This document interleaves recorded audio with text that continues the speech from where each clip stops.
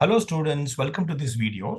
And let us continue. We are discussing of course, we are discussing, this is the paper English language teaching with the code 305E6A. And we are discussing evaluation, okay, testing and evaluation.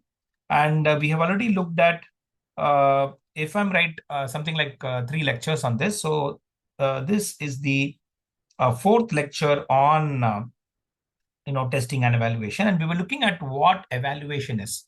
In the previous video lecture, we were looking at what evaluation is, and we concluded with the discussion on, if I'm right, formative and summative evaluation. Okay, so just look at look at video 3, and revise it once before you continue with this video. So in this video, what we're going to do is we're going to proceed further. But before we proceed any further, let us just sort of summarize, or look at the purposes of evaluation. Okay, summarize the purposes of evaluation. So what are we? So we are looking at the purposes of evaluation. All right, and let us look at what we saw in the previous videos on what we discussed about evaluation. So we know that evaluation is informal. It is a broader thing that we do. It's a broader act that we do. And, and there are two forms of evaluation, formative and summative, all that we've seen. But the main thing is, the main purpose of all this, of the activity of evaluation is of what do we do when we do evaluation, or what is the purpose of evaluation. So I have written here the purposes. So we are going to look at more than one purpose. So the first purpose is purpose 1. I'm using the Roman numeral 1. Okay. So what is the purpose of evaluation? Just, try to recall what we have seen till now. And find out the first purpose. Just try to formulate it in 1 or 2 sentences. So just do that. I'll give you 2 minutes for that. Pause the video, do it, and then we can continue our discussion. Okay, so if you have just gone back to the material that we have handled, the first purpose of evaluation is to explain and confirm existing classroom procedures. This is the first purpose, okay, of evaluation. Okay, the main thing is whether we are going to look at, that is, when we evaluate, the purpose is to find out whether the classroom procedures are working out or not. Okay, so the main thing is, when we talk about classroom procedures, we are looking at whether what we are doing now is valid or not. So we are, let me just put that in brackets. We are, by conducting an evaluation, we assess, okay, when we evaluate classroom procedures, what we are doing is we assess the validity and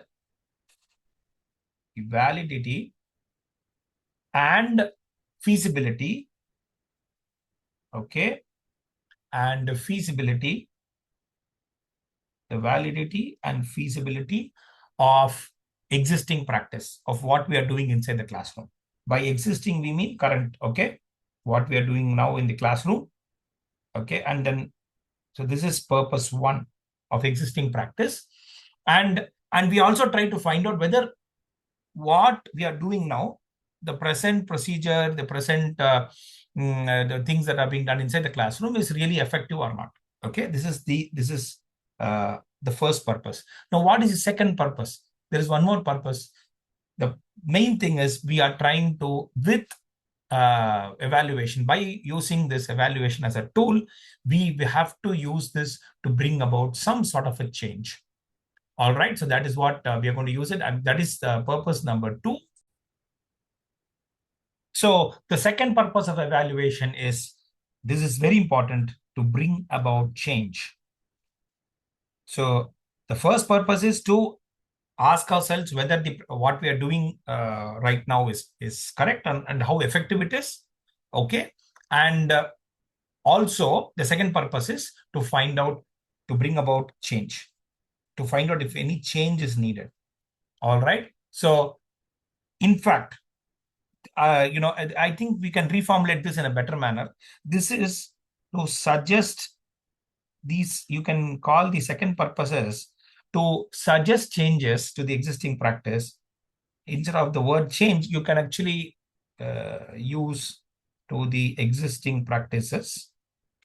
And by practices, we mean classroom practices, okay? And what we mean here is, by change, we mean suggestions for improvement, okay? Do we need to completely change, or do we need to, is there going to be a, so this is, I'll just write it here. These are usually suggestions for improvement. How best can we improve what we are doing till now? And do we have to make any minor changes, or do we have to make a total change in our approach? So these are the two purposes of evaluation. Purpose one, explain and confirm existing classroom procedures. So most importantly, assess the validity and feasibility of existing practices.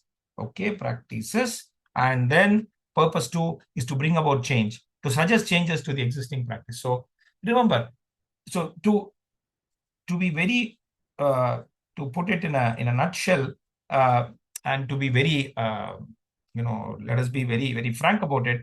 Evaluation is a very powerful tool. Okay, so let us not, I mean, we started this discussion on evaluation some 2 or 3 videos ago, and what conclusion we can come to is evaluation is a very powerful tool, which can bring about, mainly this powerful tool can be used to bring about change in whatever we are doing. Okay, but if change has to occur, this evaluation has to be done in a systematic and planned manner. And these are the two words that we keep on repeating: systematic and planned manner. In fact, we were also using the word principled look. Okay, systematic and planned manner. Only then, there is going to be, some sort of I mean, the entire purpose of evaluation will be fulfilled. Otherwise, we'll do something, we'll waste energy on it, time on it, and then the end result will be nothing. So yeah, so we'll continue our discussion on evaluation by asking ourselves the next question. I think we can pass on to the next question. I'm going to ask you to think a bit about it. I mean, you are going to do some amount of thinking. Yeah, so give me a second before I tell you what the question that you're going to, or the problem that you're going to think about, the issue that you're going to think about. Okay.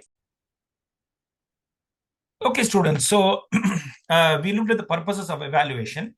Now we are going to ask I want to spend the next 10, 15 minutes in asking this question, trying to answer this question: who should evaluate? And I'm sure immediately, some of you, and I don't want to name any person here, because anyway, this is a pre-recorded lecture, so I don't want to name any person here. But I'm sure at least there will be some 10 students in our class who would like to think that the students should also involve themselves in evaluation. We are going to discuss that, so don't worry at all. Yes, students have a right to evaluate, but before that, what I want you to, I just want you to do this in your notebooks. Take your notebook, take a fresh page like this, keep it in either in landscape orientation or in portrait orientation, whichever, whatever you are comfortable with, whichever orientation you are comfortable with. And I want you to think what happens here. All right, I'm just going to draw, I'm going to put something on the paper, and you have to think on this topic. Okay, so you have to answer this question or think on this issue. What are the factors that affect classroom teaching? And what I want you to do is take a page, draw this, write this in the middle of the page: classroom teaching learning. Okay, classroom teaching learning. I want you to draw a circle like this. I mean, I want you to encircle it like this, and think of, and probably try to think of all the factors that affect classroom teaching. All right. So students, I'm using a blue pen here to show, to list out all the factors that affect classroom teaching learning. And we'll call it teaching learning is, of course, interaction. Remember, we discussed this. There is nothing called as teaching alone. There is nothing called as learning alone. Both take place together. If both don't take place together, it is not a classroom at all. This is what we have been discussing. Okay. And so let us look at the first factor. The first factor is, of course, the first thing that comes to your mind could be, the syllabus or objectives. Okay. Let's start listing them. If you get this, then very well and good. All right. Then very, very important. The classroom atmosphere. By atmosphere, we mean, what do we mean by this? See, in classroom atmosphere, I'd like to talk about in fact, I would like to list out or include the atmosphere that is there in the college also. Since we are in a college, the institutional atmosphere. So here I would like to talk about the institution, whether the institution is lenient or strict, or, what are the policies how do they deal with student discipline or indiscipline and all that. Okay. Is it a college or an institution where they give you a very free hand, where you can be as you are, or uh, do things as you please, or is it very disciplined or strict? Is the institution very judgmental about your actions? All these things come there. So this is not an ordinary topic. This is you can talk about this for at least an hour. Classroom atmosphere. And remember, this matters a lot. All right. So this matters a lot in learning taking place. Then let us look at, since we talked about the institution, let us understand the institutional support, the support that comes from, I would say, the principal. Okay. The principal or administration, and whether the institution, so I'll again include the institution here, the administrative support. For example, if we need photocopies, or we need to xerox something, how much is the principal and the institution willing to support it? By principal, I don't mean any particular person, the administration in general. Okay, the support that is given. And then we come to, of course, we can write it here. All right, now since we come under some university, we are not an autonomous institution yet. Okay, so we have to talk about the prescribed materials, whatever is given to us. Okay, prescribed materials and other materials. Okay, whatever is, okay, the syllabus as such, which the syllabus is here, then the prescribed materials. No, the syllabus is more general. Material, for example, what do we cover under under testing and evaluation? So this is unit 5, 305 E6A. So we are looking at what we cover under evaluation and testing, because that is part of English language teaching. So what do we do there? Then we come to, there's one more thing, teaching strategies. How does the teacher or the professor teaching strategies that affects the classroom teaching learning? Okay.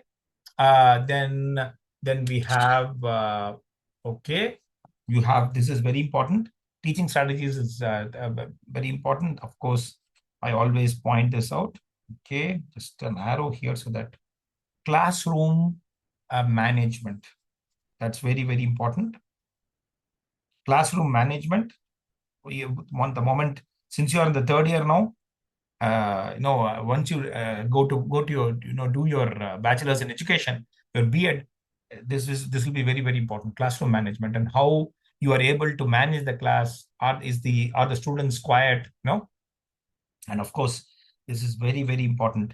The factor which I call as motivation. There are teacher factors, there are two student factors. Is the teacher excited enough? Okay, of course, there are certain days in which, I'm talking about myself as a teacher. By teacher factors, we mean motivation, attitude. All right. I hope I'm sure you would have covered most of these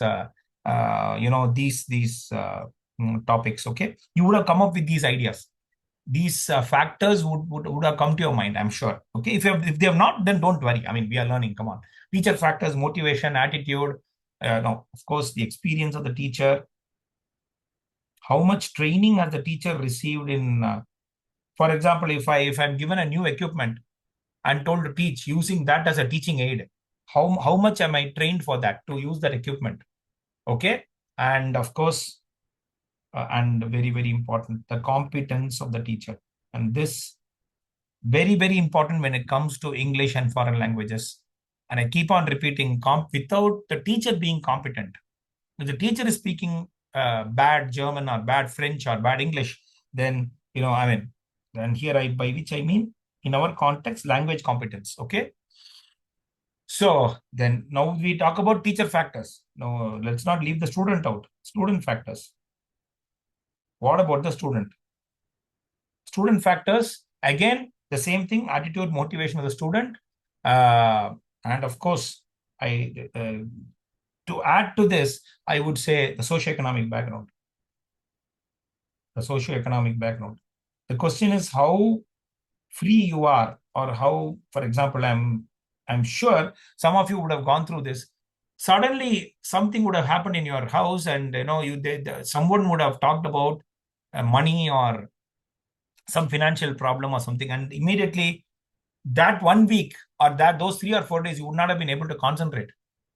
Okay, so this is very very important in our context. I feel it's very very important because I mean, I'm not pointing towards anyone, any person in particular, but only when you are free, financially secure, or you don't worry about money, or your socioeconomic background is fairly okay, you will be able to do well as a student. Otherwise, it's a huge problem. And of course, I always say you should have, in a language classroom, you should have some knowledge of other languages.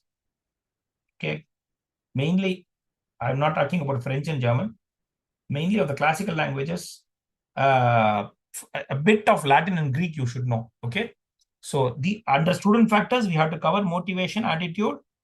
Okay, I won't say experience, because come on, you guys are just learning, and you guys are young, so come on. So I'm not expecting much in terms of experience. Training is what you are receiving right now, and you should have some knowledge of. I'm not saying complete knowledge. A sprinkling of knowledge, or some knowledge of other languages, or at least a tendency to to study other languages. And of course, socioeconomic background, very very important. Okay, so then you have the teaching strategies, and anything else. So we have 1 2 3 4 5 6 7 8, am I right? 1 2 3 4 5 6 7 8. I think we have fairly covered everything. Very very important, and this is very very important for evaluation. Other teachers views, other teachers views, very very important. I may have a good opinion about a particular student, and the student may be behaving excellently in my class, but in another teacher's class, maybe that this person's behavior may not be up to the mark. So that is another thing. Okay, so if you have thought about these 9 factors, 1 2 3 4 5 6 7 8 9, okay, then wonderful. If not, don't worry about it. Okay, I mean, we are learning. Come on, guys, we are learning. Okay, all right, people. If this is fine, then take a very good look at this. I'll be sending a scanned copy of this, so don't worry at all. And look at what you have thought about. All right. So let's continue from here. Let's see. So we are going to try. We are trying to answer the question: who should evaluate? But before that, we looked at classroom teaching, learning. The what affects the factors that affect classroom teaching and learning. All right, people. So let's proceed further. So we are asking this question: how many factors can be evaluated? So and we just looked at the factors, and we numbered them, and we found out that there are at least 9 factors that can be that are influencing that affect classroom teaching. Now, can we assess? Now, the question is this: can we look at all the 9 factors? The answer is no. Okay. So so what should be done? how many factors can be evaluated at a time, it's better we look at just one or maximum two aspects. Okay, take one or two aspects which you feel are have to be addressed, and one or two aspects have to be taken and for evaluation. Okay, and they have to be looked at very closely. Only then some purpose will be served. Otherwise, it's if you're going to take all nine, not possible. All nine factors, well, they are not going to work out. I'm just putting here as a cross here, meaning that all nine factors cannot be looked at simultaneously. So take one or two aspects that affect classroom teaching and then evaluate that, and that will be better. And who should be the evaluator? Should it be an insider or an outsider? Should there be an external evaluation? So let me write this as who should evaluate, or who should do the evaluation. And all right, should it be an external person or an internal? That is, we call someone from outside. Okay, like we do for the academic audit, or for some inspection, we call a professor from outside. Okay, so external, that's what I mean by external evaluator or external evaluation. And we have the internal evaluation, where I can call someone from inside. I mean, I call someone from within the college, but from a different department, or call someone from our own, I mean, from one among our own professors, and ask us the that for, let us assume that I call one of our professors, and ask them to sit and give them a framework and a questionnaire, or framework by which they can evaluate our teaching learning process. That's quite possible. Okay, so but what are the advantages and disadvantages here? When you call an external person, there is someone from outside, that is a person from outside, then that this is the issue. This person, this evaluator, can bring their own biases. By bias, here I don't mean bias in a negative term, but this bias can affect the evaluation. Okay, so this bias, which is based on their previous experience, they may be serving in a college which does not have uh, the same background or the same dynamics. So if that external person can always bring a bias which is based on their previous experience, and that could lead to some I don't want to use the word wrong, but faulty evaluation. That could happen. Okay, so this here, the evaluation will be affected by this. Okay, so then let us assume that internal, what are the advantages and disadvantages of this? This is a disadvantage mainly. I would look at this as a not a very positive thing. Okay, so here, yeah, so let's look at internal professor, internal teacher. Well, an internal teacher can bring a person from inside, a professor from inside, an evaluator from inside the institution, from inside the department, in fact, can bring better perspectives, can bring depth to the evaluation. Not only that, already this teacher knows about the students and the dynamics. So there is nothing much. I mean, I won't say there's nothing much, but that with that understanding, okay, with the depth and a better understanding of the students and of the dynamics inside the classroom, okay, that will help a lot. Okay, so an internal teacher will always help. An external teacher may not help that much. And remember, an internal teacher is a constant observer. This person has got the hindsight. The hindsight is, the background is that this person is looking at you constantly, I mean, on a regular basis, while the external evaluator just comes. It's actually a very short time that this person stays, maximum for a day, interacts with you for 1 or 2 hours, and then gives you marks or evaluates something and then goes. Not gives you marks exactly, comes and says, no, maybe this class needs some more, and makes that statement and goes away. Actually, here there's a lot of politics that can be created by an external evaluator. But internal evaluation, the teacher can always may not be as harsh as an external evaluator. I will bring more depth to the evaluation and has a better understanding of the conditions of the conditions, of the dynamics of the classroom, okay, etc. So don't think that, and I in this context, I'd like to say, who should give you a degree? My frank opinion is that you should be given a degree by us. We should declare whether you deserve a degree or not. It need not be done externally. That is it. Your answer sheets need not go outside and be, in the name of neutrality, So here I'll introduce that. So here we say that here it is more neutral. I don't think so. This is my humble opinion. Here it is more neutral because it is being done without looking at, there's no prejudice here and all that. But remember, biases are always there. And this person can be very harsh with you or with the teaching learning process or with the classroom and then say, no learning is taking place at all. So there can be a harshness that can be brought by the external examiner or external evaluator. Okay. So these are, these are all the issues that are there. Now, so this leads us to the next question. We look at two aspects. One is the teacher as evaluator and the student as evaluator. Quickly, another 5 to 7 minutes, and then we will close the video. All right. So just a quick thing before we pass on to the next topic. The main thing is ultimately, you have to spell out the criteria for evaluation. Okay, let's just, I'll just write that in the next page. So the main point is whether it's an external evaluator or an internal evaluator, and whether they are evaluating the classroom or whether they are evaluating the students or anything. No matter what the evaluation is, the criteria for evaluation should be clear. All right. And that should be spelled out very clearly. In fact, it should be in print. By clear, I mean not just, in terms of instructions, but in terms, it should be written so that, we know what is what. All right. So that is one thing. And of course, we have this, the summative measures that have to be, recorded as part of evaluation.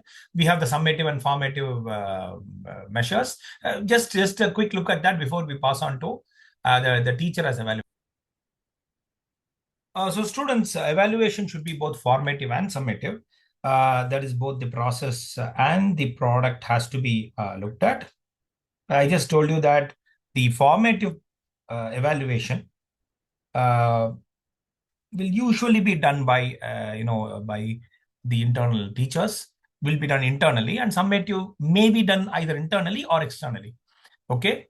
So for the summative or for the summative measures to be effective, for a summative evaluation to be effective, okay, if these have to be effective, then the formative frameworks have to be very, very, very, very comprehensive.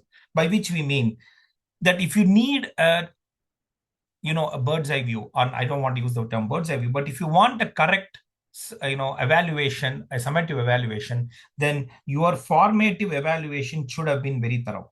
That is, I cannot say in my formative evaluation, I'll just look at one or two factors, okay, and get away with it. No, you should have looked at as many factors as possible. So unless and until your formative measures from formative framework has covered almost all the factors, you will not get a proper result from your summative evaluation. Okay, so your formative framework has to evaluate as many, evaluate as many factors as possible. Okay, as many aspects or factors as possible. Okay, I realize that, I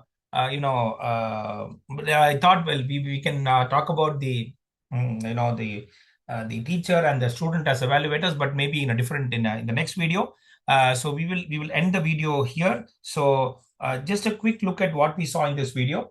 So we saw that we were looking at that is initially we just looked at the purposes of evaluation, and we looked at the two purposes. So purpose one is explain and confirm existing classroom procedures, and purpose two is to bring about change. And well, we also saw that evaluation is a powerful tool to bring about change. And then we looked at these factors that affect classroom teaching, and we came up with these factors. And so how many factors can be evaluated? This is what we asked. Should the evaluation be external or internal?